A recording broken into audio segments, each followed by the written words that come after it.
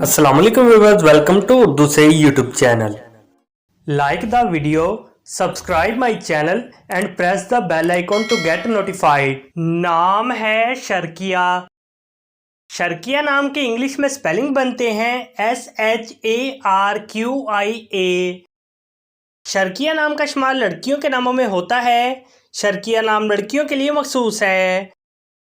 शर्किया नाम का मज़हब मुस्लिम है। शर्किया नाम के मायनी हैं इज़्ज़त, वक़ार, मशरक़ से ताल्लुक़ रखने वाली।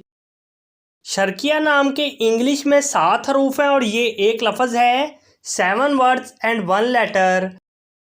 शर्किया नाम के उर्दू में 5 हरूफ हैं और ये एक लफ्ज़ है।